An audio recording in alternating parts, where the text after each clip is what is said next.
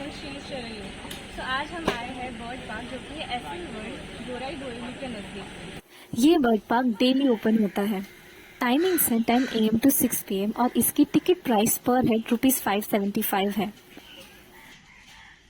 तो अभी यहाँ से हम बर्ड पार्क जा रहे हैं, तो वाटर किंगडम के गेट पे आपको मिल जाएगी एक छोटी सी toy train kind of thing, और टॉय ट्रेन से फिर हम अंदर जाएंगे मेन गेट पे।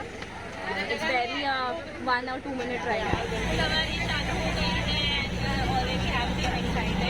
बहुत ज़्यादा विंडी और कूल टेम्परेचर है because thanks to the monsoon season is started.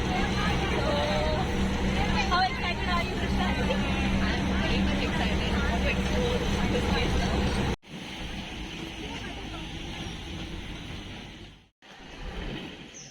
So this is the bird park area that we have reached. अभी हम जाएंगे और देखेंगे बहुत सारे exotic varieties of birds. This is India's first exotic and interactive bird park, जहाँ 50 different species के approximately 400 exotic birds हैं। Simply a perfect place for bird watching in Mumbai. यहाँ का एनवायरनमेंट एक टिपिकल रेन फॉरेस्ट के एनवायरनमेंट का replica है। सबसे पहले हमने देखे एक्वेटिक बर्ड्स, जिन्हें हम जलचर पक्षी भी कहते हैं। एक्वेटिक बर्ड्स में हमने देखे black swan, American wood and muscovy duck. सफेद रंग के हंस को तो हमने जरूर देखा होगा, लेकिन क्या आपको पता है कि हंस काले रंग का भी होता है, जो कि पाया जाता है ऑस्ट्रेलिया में। ब्लैक स्वान, जिसका साइंटिफिक नेम सिग्नस एट्राटस है, ये बर्ड दिखने में बेहद खूबसूरत है।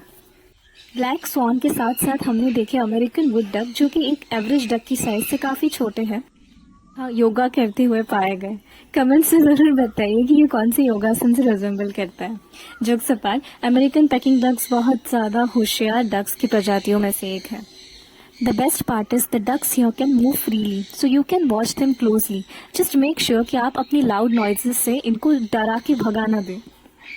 आइए थोड़ा ध्यान से सुनते हैं ये ब्लैक स्वान की कॉल को।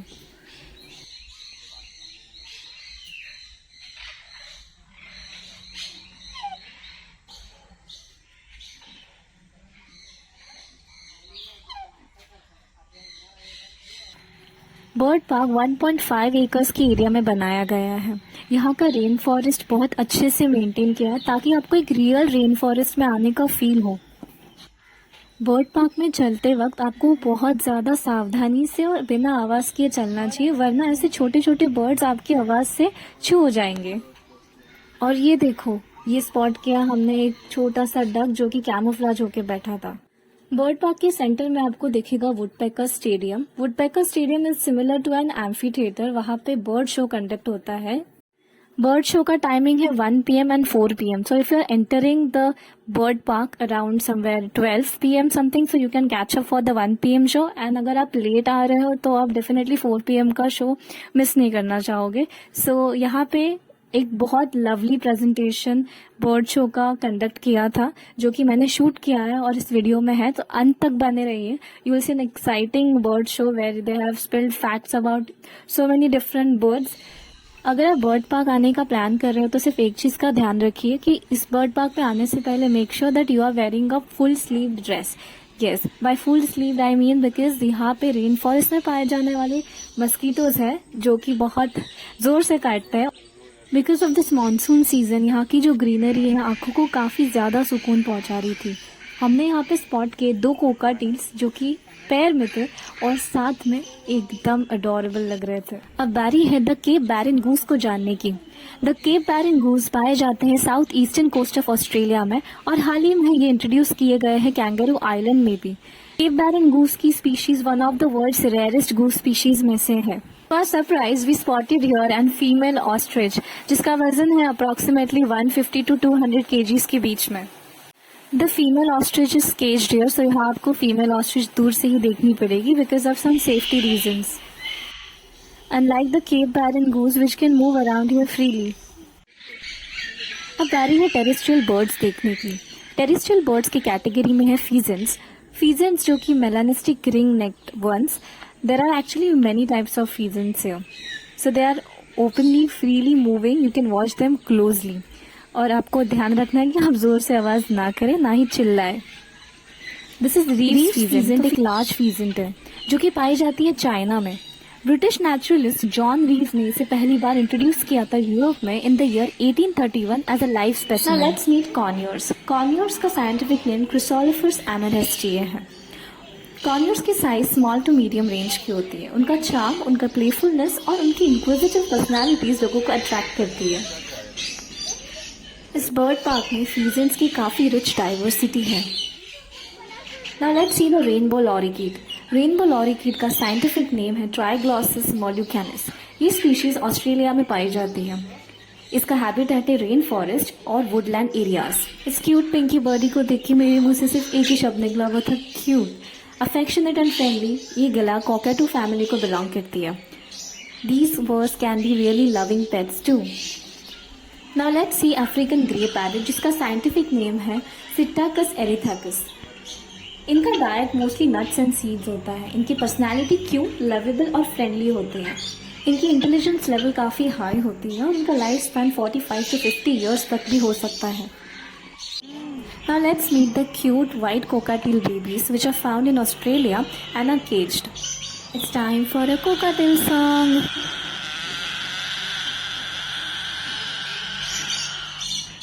Splendid starling is uniquely appearing bird. It is found in Central African Republic and other parts of Africa. Now it's time to attend the bird show. I request you to please raise the volume of your mobile phone so you can hear him out. तो ostrich से बड़ा मैं हूँ। तो मैं भी bird है friend ना, तो बर्ड फ्रेंड क्या हुआ, बर्ड भी हुआ ना, तो मैं बर्ड हूँ नहीं ना, तो वैसे ही वो बर्ड्स में वही बड़ा है। अच्छा, ऑस्ट्रिच का वेट क्या हो सकता है, किसको पता है? 200 kg। 200 kg। Yes yes sir. Ostrich का वेट होता है 250 से लेकर 300 kg तक का। वो लैंड पे रहने वाला सब में हैवी बर्ड है, वो उड़ नहीं सकता एज अ फास्टर बर्ड, तो वो सब में फास्ट रनिंग करता है। इसकी रनिंग स्पीड होती है 70 से लेकर 80 किलोमीटर पर आवर। यानी आप लोकल ट्रेन में सफ़र किए हो, यानी उसके ऊपर सफ़र किए, इतनी इसकी स्पीड है, तो ट्रेन की स्पीड से भागता है। तो जैसे ऑस्ट्रिच को विंग भी यूज़ में, भागता तो पैर से, ऑस्ट्रिच को विंग क्या यूज़ में, विंग क्या यूज में ऑस्ट्रिच को? बैलेंस बनाने तो नहीं सकता है, बैलेंस बनाने के लिए। बैलेंस और रनिंग तो पैर से। अपने को हाइड करने नो यस, उसको बैलेंस करने के लिए, क्योंकि उसका वेट ज़्यादा है, वो गिर भी सकता है, तो उसको बैलेंस करने के लिए विंग यूज में, क्योंकि जब भागता है तो गिर ना जाए। और जैसे मैंने आपको साइकिल दिया और साइकिल में हैंडल ही ना दिया, आप चला पाओगे, डायरेक्शन बदल पाओगे नहीं ना, तो वैसा उसको विंग यूज में वो अपना डायरेक्शन बदल सकेगा, क्योंकि वो किधर पे भी टर्न करना है तो वो टर्न कर देगा, वरना वो जो भी सामने आएगा तो घूम देगा डायरेक्ट में, तो उसके लिए ऑस्ट्रिच को विंग यूज में। तो ऑस्ट्रिच का लाइफ स्पैन होता है 45-50 ईयर्स तक का।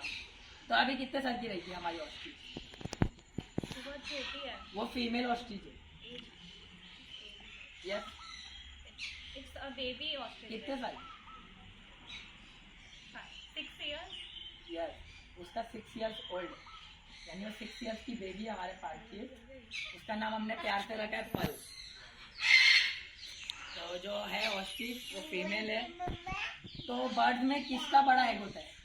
ऑस्ट्रिच का होता है। स्ट्रॉन्ग ऑस्ट्रिच का होता है। तो देखना है, हाँ, तो जोरदार क्लैप हो जाए। वाओ। अच्छा, ये रियल है फेक है? किस किस को लग रहा फेक? Raise your hand. किस किस को लग रहा रियल है? रियल? और कौन कौन कंफ्यूज है? कंफ्यूज मारिए। तो ये रियल ऑस्ट्रिच है, एच होएगा क्यों महंगा? से नहीं होता है ना, ऐसा कुछ टच कर सकता है ऊपर से होल भी है। ये तो होल किया है मैंने, इसके अंदर का जो भी यॉक्स था हमने निकाल दिए, क्योंकि ये खराब होता है। ऑस्ट्रिच कितने एग से करेंगे साल में? 2 to 3। साल में कितने एग्स देते रहते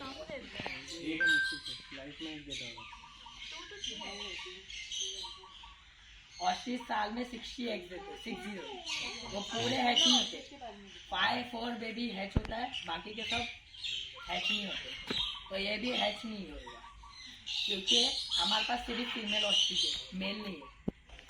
तो इस एग को हैच करने के लिए मेल फीमेल रहना जरूरी है। तो जैसे बर्ड्स को कैल्शियम के लिए क्या देना चाहिए? जब ऑस्ट्रिच एग देते हैं ना, तो इसके ऊपर आप 100 kg का वेट भी रखोगे ना, ये एग क्रैक नहीं होगा, इतना स्ट्रॉन्ग एग है। 100 kg बैग करना, आप वेट रख दोगे ना तो भी ये क्रैक नहीं होगा, टूटेगा नहीं, इतना स्ट्रॉन्ग एग है। तो इसको कैल्शियम बहुत लगता रहेगा। तो बर्ड्स को कैल्शियम के लिए क्या दोगे आप? जैसे आप कैल्शियम के लिए क्या लेते हो? मिल्क है ना। तो बर्ड्स को क्या देना चाहिए कैल्शियम के लिए? वर्म्स। वर्म्स, ग्रेन्स, ग्रेन्स दे सकते हो। और yes, egg shells, boil egg भी दे सकते हो आप। और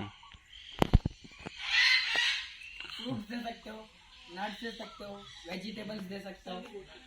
यस। मिल्क देना चाहिए बर्ड्स को, मिल्क देना चाहिए। क्यों मैम? उनका डाइजेशन सिस्टम इतना स्ट्रांग नहीं होता है, वो मिल्क को डाइजेशन कर सकते हैं।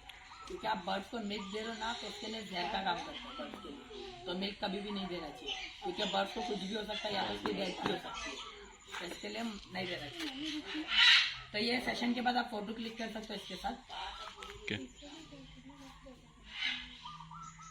तो और बर्ड्स देखना है, यस। बहुत एक्साइटेड है।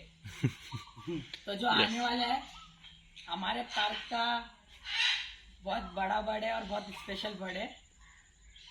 तो कैसा बुलाओगे? अभी जोरदार क्लैप हो जाए फिर तो।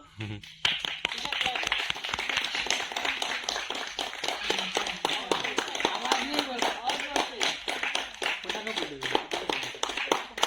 Okay, this is green macaw. ये आता है सेंट्रल साउथ अमेरिका से। सेंट्रल साउथ अमेरिका का जो फॉरेस्ट है वो इतना कलरफुल होता है, ये कोई भी ट्री पे बैठेंगे तो आप इनको आइडेंटिफाई नहीं कर पाओगे, इतना कलरफुल होता है इनका फॉरेस्ट। और इनका फॉरेस्ट बहुत हरा भरा होता है, बहुत झाड़ रहते उधर पे, तो उसके वजह से वो आइडेंटिफाई नहीं होता है। तो जैसे आपने इससे पहला भी बर्ड्स आया था, ओपन में भी बर्ड्स देखे, उसमें और इसमें क्या डिफरेंस दिख रहा है? कलर और साइज, टेल दिख रहा है आपको? हाँ। जैसे पहला बर्ड आया था उसका शॉर्ट टेल था, तो उतना लंबा फ्लाई नहीं करते, वो शॉर्ट फ्लाई बर्ड्स है। मगर ये बहुत लंबी फ्लाई करता है बर्ड्स, क्योंकि इसका टेल बहुत लंबा है। तो इसको 70 से लेके 80 किलोमीटर फ्लाई करना पड़ता है, क्योंकि अपना फूड सर्च करने के लिए। इनको फूड आसानी से मिलता नहीं है फॉरेस्ट में। तो ये इनको जब फूड नहीं मिलेगा ना, तो ये दूसरे बर्ड्स के एग भी खा लेते हैं। तो ये ऑमनीवर्स है बर्ड। तो जैसे दूसरे बर्ड्स का एग भी खा रहा है ना। तो और क्या दिख रहा है आपको डिफरेंस? अभी सेम कलर का बर्ड आपके सामने, green wing macaw, same bird मेरे भी हाथ में। एक का नाम कीके रखे, एक का नाम लियो रखा। इसका टेल भी सेम है, हाइट बॉडी भी सेम है, बिग भी सेम है, कलर भी सेम है। तो आप कैसे आइडेंटिफाई करोगे किक कौन है और लियो कौन है? आपके सामने सेम बर्ड्स लेके रखे। जैसे आपको आइडेंटिफाई करने के लिए फिंगरप्रिंट है, यस, अपने को आइडेंटिफाई करने के लिए फिंगरप्रिंट है, तो वैसा उसको पिक सेम होती है, प्रिंट सेम, पूरा सेम। उनको फिंगरप्रिंट नहीं होता है, सेम, कलर भी सेम है, बॉडी भी सेम है, टेल भी सेम है, बिग भी सेम है। आइज। आपका ऐसा है आइज। आँख ना? हाँ। नहीं। You call them with the name they're intelligent. तो अभी मैं जैसे दोनों का नाम सेम रख दिया, दोनों को पुकार रहा हूँ, तो वो तो आवाज करेंगे, दोनों करेंगे। मस्ती करूँगा तो दोनों मस्ती करेंगे। तो आप कैसे आइडेंटिफाई करोगे? उसके आईज के नीचे आई पैटर्न दिख रहा है रेड कलर में, वो आई पैटर्न, उससे पता चलेगा वो किक है क्या रियो है, क्योंकि उनमें वो डिफरेंस होता है। जैसे अपने फिंगरप्रिंट में रेशेस है ना, वैसा उनके आई पैटर्न में रेशेस, तो उससे वो आइडेंटिफाई होगा वो किक है क्या रियो है। बाय किक। जैसे आपने मुंबई में कौन सा बर्ड दिखता है ज्यादा? ग्रोवर पिजन, बाकी बर्ड्स नहीं दिखते ना, क्यों नहीं दिखते आपको? पैरेट बोरेली नेशनल पार्क को छोड़ के बाकी जगह नहीं दिखते, बोरेली नेशनल पार्क में ही दिखते हैं, क्योंकि नेशनल पार्क के पास कैसा फॉरेस्ट है, फॉरेस्ट में बर्ड्स का झुंड दिखता ही है, क्योंकि उनको ट्री चाहिए, फॉरेस्ट में वही सब होती है। तो आपको जैसे नहीं दिखते ना बर्ड्स, उसके लिए तो उसके लिए भी कुछ करना पड़ता है। तो जैसे आपके यहाँ पे ट्री बहुत है, नहीं है, खाली बोरेली नेशनल पार्क में ही है, क्योंकि वो फॉरेस्ट है उसके लिए, तो बाकी जगह नहीं दिखते, तो अपने को उसके लिए भी कुछ करना पड़ेगा। तो आप झाड़ को उगाओ मत, उनके लिए कुछ करो थोड़ा बहुत। जैसे आप कौन से फ्रूट का सीजन आया? मैंगो का आया था, आपने मैंगो खाया, मैंगो का बीन्स क्या किए? फेंक दिए ना, मगर यूज नहीं किए, उसका भी यूज है। आप कोई भी फॉरेस्ट में या तो आपके घर के पास बहुत सारे झाड़ होते ना, उधर पे आपको सिर्फ थ्रो करना है। जब आप थ्रो करोगे तो बारिश का सीजन अभी आया है, तो जब बारिश गिरता है तो पानी मिलता है ना, तो प्लांट ग्रो होता है उसमें। प्लांट ग्रो होएगा तो प्लांट ट्री में किसको घर मिलेगा? बर्ड्स को, बर्ड्स आपको दिखेंगे ना फिर। तो वैसा ही अपने को ये सब चीज़ करना है, क्योंकि बर्ड्स नेचर के हिसाब से जीते। कोई भी बर्ड्स को आप खाते हुए देखोगे ना, आपके घर के यहाँ पैरेट आता है, तो आप कोई भी चीज़ दोगे ना तो थोड़ा खाएगा और थोड़ा गिराएगा, उसको देखना। तो जो गिराई हुई शीट रहती है ना, वो उसमें से प्लांट ग्रो होता है बाद में, तो उनको वो सब चीज़ मतलब नेचर के हिसाब से जी इसके लिए। तो इसी के साथ हमारा सेशन खत्म होता है, तो थैंक यू। इसके बाद एक स्मॉल सेशन है फोटो विथ मकाओ, वो चार्जेबल एक्टिविटी है। जो मकाओ है मेरे बर्ड हैंडलर के हाथ में रहेगा, आपके हाथ में नहीं देंगे, आपके बाजू में लेके आएंगे और फोटो क्लिक करेंगे। तो जिनको भी करना है मेरे कलीग है इधर पे, उनसे आप इन्फॉर्मेशन ले सकते हैं। तो थैंक यू। Thank you. आपने मतलब किसी बर्ड को ट्रेन नहीं किया है यस, बोलने के लिए? केजेवी बोलते हैं, इमिटेट करते हैं बस। सो बर्ड शो के बाद हम चले गए सिविनियर शॉप, जहाँ पे different type of nest sale के लिए रखे हैं। So if you are planning to buy, you can buy one from here. This shop has a wide collection of soft toys of birds, photo frames, cutouts. Also, there are different types of bird feathers. They are not for sale. There is also a beehive, exoskeleton and exoskeleton of a viper snake. Also some ant hills and some birds nest which were fallen from the trees display के लिए रखे गए हैं. Also there is a feedback form you will be asked to fill. So after spotting 40 different species of birds, it is now time to say goodbye to this beautiful place. I request you to please visit this place at least once. So that's all for today's video, guys. Thank you for watching this video until the end, and stay tuned for my upcoming videos. If you haven't subscribed to my channel, do it. Until then, peace and love from Sharayu.